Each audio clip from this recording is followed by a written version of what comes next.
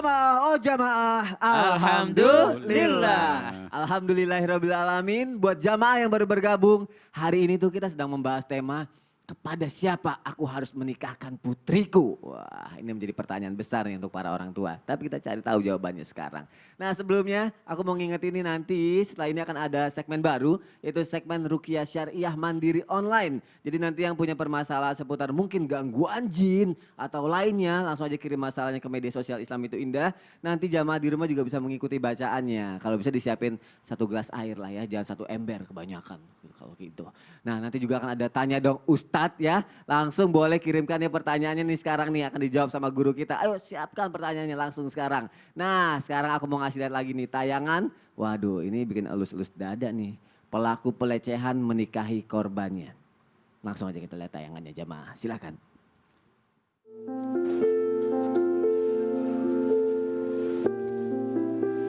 WS tak kuasa menahan haru dan berulang kali mengusap air matanya saat akan melangsungkan pernikahan dengan L, gadis berusia 17 tahun yang tak lain adalah korban sekaligus kekasihnya sendiri. Pemuda berusia 19 tahun yang merupakan tahanan Mapolres Tabes Palembang dengan kasus pencabulan ini diizinkan menikah setelah ada kesepakatan antara keluarga tersangka dan keluarga korban serta difasilitasi oleh Kapolres Tabes Palembang.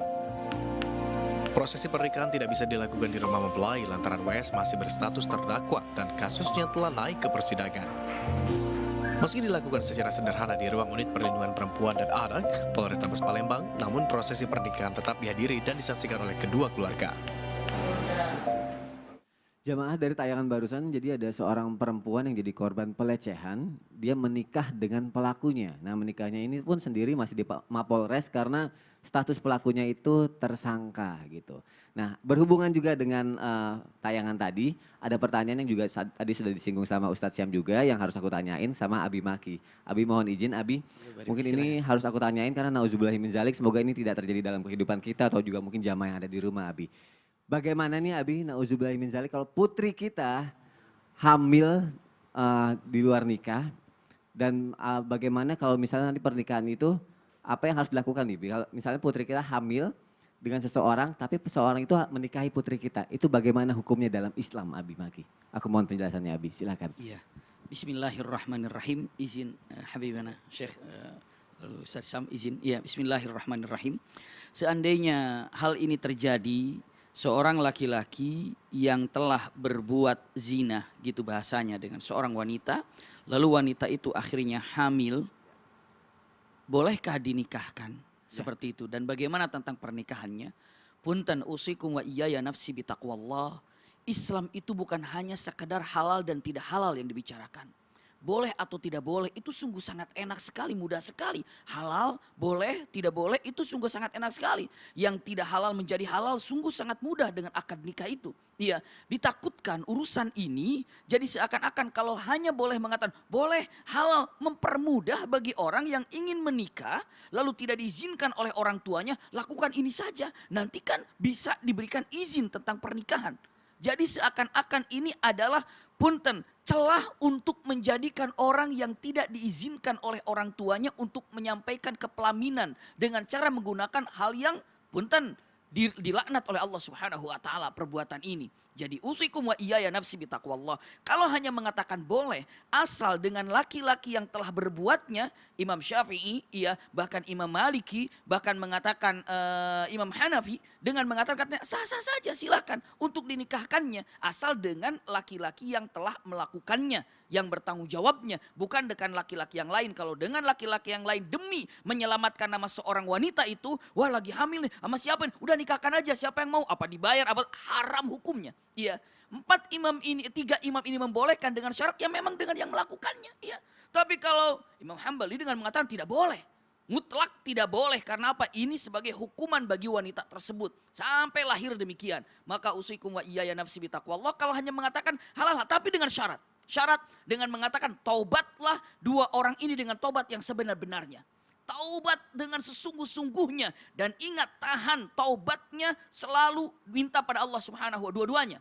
Setelah itu apa? Tolong jaga aibnya. Jangan pernah alhamdulillah saya udah nikah gara-gara kecelakaan, ternyata kecelakaan gini saya membawa hikmah. Tidak begitu. Iya, dengan zina itu membawa hikmah, akhirnya kita bisa bersama. Jangan, tutup ya. Lalu yang mengetahuinya pun tolong tutup aibnya.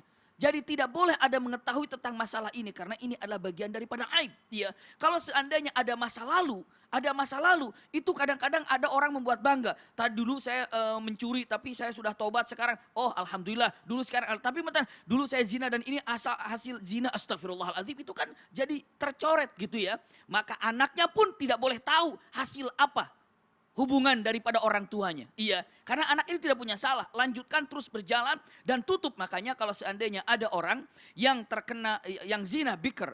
Laki-laki juga dikatakan biker, perempuan juga adalah biker, perjaka, dan kalau dikatakan gadis melakukan satu hubungan zina, maka 100 kali dijilid ataupun dicambuk. Setelah itu apa? Tolong tagrib itu apa ya? Diasingkan. Selama 1 tahun untuk apa? Diasingkan dari lokasi itu untuk biar dia itu diasingkan di tempat yang lain agar tertutup aibnya. Iya, walaupun beberapa ulama mengatakan laki-laki saja yang diasingkan, perempuannya tidak. Tapi pada kenyataannya sama-sama untuk menutup aib. Jadi kalau hanya mengatakan dinikahkan sah-sah saja. Iya, tapi ingat bukan hanya sekedar pernikahan. Tapi di situ ada hal-hal yang perlu dibangun adalah akhlak. Akhlaknya apa? Akhlaknya adalah taubat dan harus taubat sama Allah Subhanahu wa taala, tutup aib diri sendiri dan kita yang mengetahuinya tolong tutup aibnya masing-masing.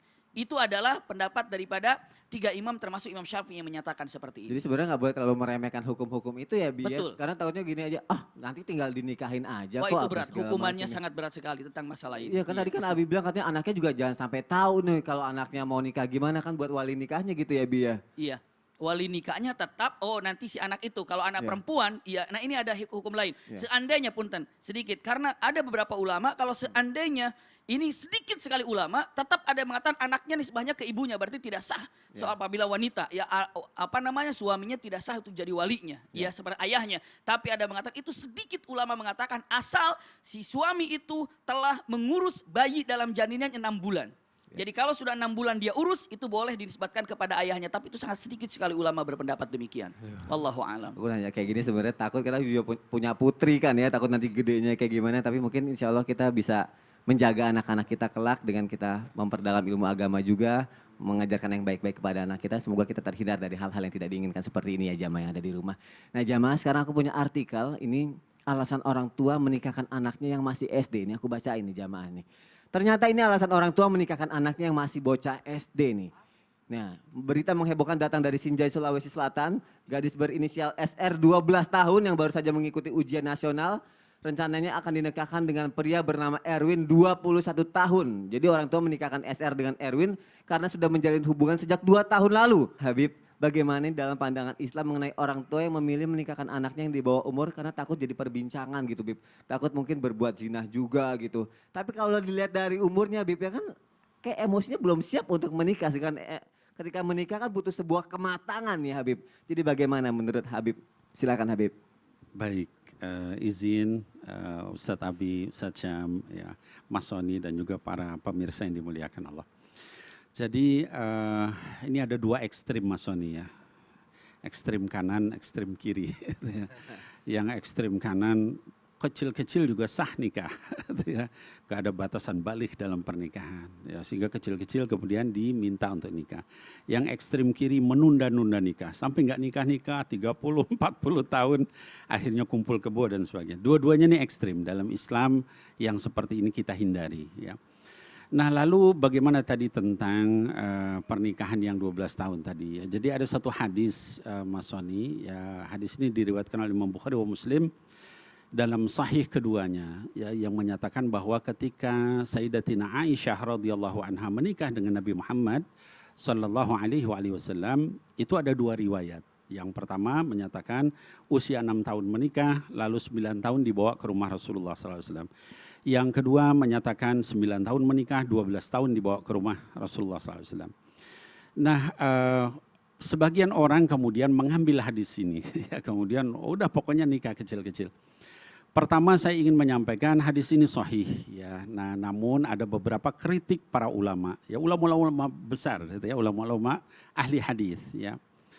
Yaitu pertama riwayat tadi sendiri itu ada 2 riwayat Mas Soni ya, jadi ada yang bilang 9 lalu 12 di bawah, ada yang bilang 6, 9 di bawah. Yang kedua hadis ini seluruh jalurnya itu ketemu kepada satu orang ya yang namanya Hisham bin Urwah radhiyallahu rahimahullah. Hisham bin Urwah ini tabi'in ya, jadi dia generasi ketiga. Hisham bin Urwah bin Zubair ya bin Awam. Zubair itu sahabat Nabi sallallahu alaihi wasallam. Nah, jadi dia cucunya gitu. Jadi tabi'in gitu ya. Yang jadi masalah para ulama ahli hadis di dalam kitab-kitab Jarh wa Ta'dil ya di antaranya dalam kitab Mizanul I'tidal menyatakan Hisham ini usia tuanya berubah itunya hafalannya ya waktu dia pindah ke Irak, dan hadis ini diriwayatkan beliau waktu itu usia 71 tahun. Jadi diduga itu berubah. Murid-muridnya Hisham bin Urwah ini diantaranya adalah Imam Malik, itu muridnya beliau. Imam Malik nggak pernah mensitir hadis ini, gitu ya. Nah jadi ini menjadi pertanyaan. Ya para ulama lain misalnya seperti Imam Ibnu Katsir ya di dalam kitabnya Al Bidayah wan Nihayah menyatakan bahkan Sayyidatina Aisyah itu menikah dibawa sama Rasulullah usia 17 tahun, ya. Nah jadi ada khilaf, perbedaan pendapat. Jadi saya ingin menyampaikan bagi yang ekstrim tadi ya kecil-kecilnya itu enggak saklek masalahnya seperti itu. Ada yang berpendapat berbeda yaitu 17 tahun ya. Nah lalu yang kedua ya, taruhlah kita katakan bahwa hadis itu sahih karena Bukhari wa Muslim. Tapi kan kita di Indonesia ada undang-undang. Maksudnya ya. Undang-undang itu di dalam Islam dikatakan atiullah wa atiur rasul ulil amri minkum. Taatlah kepada Allah, kepada Rasul dan juga pemerintah gitu ya. Dalam undang-undang perkawinan itu undang-undang nomor 1 tahun 74 itu dikatakan bahwa batas pernikahan usia laki-laki 19 tahun, wanitanya 16 tahun. Okay. Ya. Nah jadi kalau dengan itu saya kira sebaiknya ya kita kalau misalnya zaman Rasul itu berbeda. Orang-orang masih kecil pada saat itu sudah sangat dewasa, ya kemudian tidak seperti sekarang. Sekarang ya Ustadz Abi tahu sendiri, Ustadz Syam tahu sendiri. Mungkin usianya 17 tahun, 18 tahun masih kayak anak-anak gitu kan. Ya, tingkah lakunya apa. Jadi jangan ya, kemudian jangan disamakan sehingga pokoknya nikah aja dari kecil. Yang berikutnya saya ingin menanggapi juga, jangan juga kemudian kita alih tanggung jawab. Ya. Nggak bisa ngurus, kasih sama orang lain, suruh orang yang ngurus. Nah, itu kan jadi nggak bagus juga. Berarti usia sebenarnya bisa dibilang tidak mempengaruhi juga gitu. Tapi yang penting kedewasaan itunya dan sudah bisa bertanggung jawabnya atau bagaimana Bib? Iya, jadi tadi saya katakan kalau dari sisi syariat. Karena kan ada dua ekstrim itu ya Bib ya. Sisi syariat tadi kan memang ada hadis begitu. Ya. Tapi kan kita tahu bahwa zaman Rasul itu wanita-wanita itu sangat dewasa gitu. Jangan disamain dengan sekarang. Sekarang wanita 9 tahun, 10 tahun nggak ngerti apa-apa itu. Kalau dulu udah ngurusin ibunya udah kemana-mana. Jauh gitu. Jadi ini masalah budaya, masalah peradaban, masalah apa itu harus dipertimbangkan. Termasuk tadi undang-undang pernikahan. Jadi kalau bisa ngikuti undang-undang pernikahan, syariat Islam, kesiapan mental juga, siap untuk tanggung jawab, jangan cuma ngelepasin terus percaya kepada orang lain, menyerahkan gitu aja kepada orang lain ya Bib ya. Betul. Masya Allah, jazakallah khair Habib Nabi. Masya Allah. Jadi pelajaran buat kita, jadi pelajaran buat para orang tua juga yang ada di luar sana ya. Kalau misalnya kurang lagi, tanya lagi ke sini, insya Allah dapat jawaban lagi. Nah kali ini nih udah ada yang nanya nih, udah banyak banget pertanyaannya. Udah disiapin semuanya, langsung aja kita masuk ke segmen Tanya Dong Ustadz bersama Ustadz Syam. Silakan Ustadz Syam. Terima kasih banyak Mas Sony, terima kasih untuk seluruh jamaah yang telah mengirimkan pertanyaannya. Kami telah memilih, tim Islam itu Indah telah memilih 2 pertanyaan yang insya Allah akan mewakili pertanyaan-pertanyaan yang lainnya. Untuk pertanyaan yang belum terjawab hari ini, terus kirimkan pertanyaannya, insya Allah suatu saat nanti kalau misalnya itu mewakili pertanyaan yang lain akan dijawab juga pertanyaannya. Kami juga mengingatkan bahwa yang menjawab tidak lebih mengetahui daripada yang bertanya. Kami menjawab insya Allah mudah-mudahan bisa membantu permasalahan dari jamaah. Alhamdulillah sudah masuk pertanyaan di sosial media Islam Itu Indah. Yang pertama masuk di Instagram Islam Itu Indah.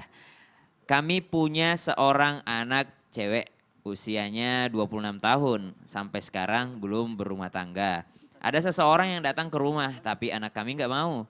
Sekalinya anak kami suka dengan seseorang, orang tersebut yang nggak mau. Kami juga prihatin mengingat usianya juga udah dewasa. Bagaimana ya? Putri kami tidak pacaran dan tidak mau pacaran tapi dia mau menikah. Makasih. Masya Allah pertanyaan yang luar biasa dari seorang ibu dari putri yang sangat solehah Masya Allah. Yang di zaman 2020 ini masih nggak mau pacaran. Kan udah susah ketemu yang begini nih Masya Allah. usia 26 tahun gak mau pacaran, tapi giliran ada yang ngelamar dia juga gak mau, yang bingungnya di situ. Jadi Masya Allah kami pernah mendengar dari penjelasan dari guru-guru kami bahwa Ustadz Maulana mengatakan bahwa perempuan itu gak mungkin bilang aku mau, gak mungkin kata beliau. Perempuan itu adalah yang namanya besar malunya, tinggi malunya, mereka tidak akan mengatakan aku mau, tapi mereka adalah mengiyakan gitu.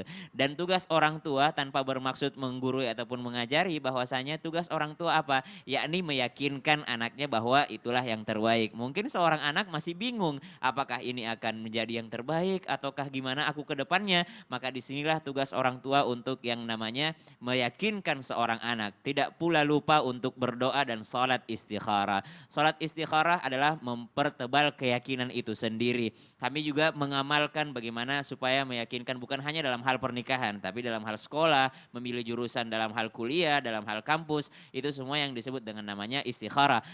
Meminta petunjuk kepada Allah, keyakinan hati, Rabbana la tuzigh qulubana ba'da idh hadaitana wa hab lana min ladunka rahmah innaka antal wahhab. Meminta keteguhan hati ketika yang namanya mengambil keputusan, ya Allah kalau ini baik untukku, untuk duniaku, untuk agamaku, untuk akhiratku, untuk keluargaku, untuk semuanya, maka yakinkan hatiku. Nah pertanyaan selanjutnya, doa apa supaya putri saya berjodoh dengan yang soleh, membahagiakan di dunia dan di akhirat, rupawan, dermawan, serta setia dengan putri saya. Masya Allah, ini benar-benar pertanyaan yang mewakili seluruh pertanyaan jamaah yang mungkin punya anak cewek di rumah, yang punya putri tercinta di rumah. Jadi minta doa supaya putri saya berjodoh dengan yang soleh, membahagiakan di dunia dan di akhirat, rupawan dan dermawan serta setia dengan putri saya. Rabbana atina fid dunya hasanah wa fil akhirati hasanah wa qina adzabannar. Guru kami Allahu yarham mengingatkan, kalau baca doa ini, Rabbana atina fid dunya hasanah,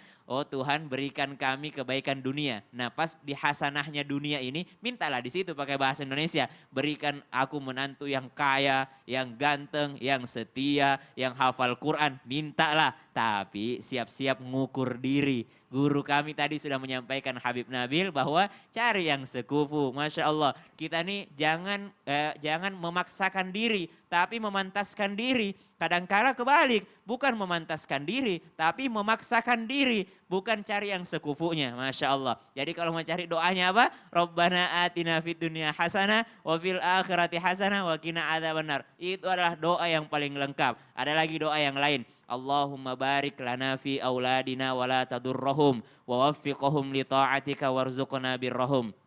Ini adalah doa orang tua supaya anaknya diberkahi hidupnya atau supaya anaknya tetap berbakti. Namun Bunda, kami ingatkan tanpa bermaksud menggurui ataupun mengajari, ini pilihannya sangat ideal. Belum tentu yang rupawan, yang setia sama anak Bunda mampu setia terhadap mertuanya, mampu berbuat baik kepada mertuanya. Kadangkala kita lihat dari luarnya, oh hafal Quran, oh ini bagus, oh baik sama anak saya. Tapi ternyata menghalangi putri Bunda untuk berbakti sama orang tuanya, kan sakit hati juga. Jadi jangan terlalu ideal lah. Kadangkala yang bagus di mata kita belum tentu bagus di mata Allah. Dan pilihan Allah selalu menjadi pilihan yang terbaik. Nah jamaah yang dimuliakan Allah, terima kasih banyak sudah mengirimkan pertanyaannya. Yang menjawab belum tentu lebih mengerti daripada yang bertanya. Insya Allah setelah ini masih ada yang lebih menarik. Apa itu? Ruqyah Syariah online. Masya Allah. Jadi siapkan air di depan, segelas air lah. Untuk kita tiupkan ayat-ayat Al-Quran, kita bacakan. Dan ini insya Allah menjadi syifa, menjadi obat bagi kita semua. Belum tentu yang di ruqyah ada jinnya, bukan. Tapi ruqyah itu adalah perlindungan diri dari segala macam bahaya. Dan insya Allah inilah yang disyariatkan oleh agama kita. Jadi jangan kemana-mana, tetap di Islam itu indah. Jamaah, oh jamaah, alhamdulillah.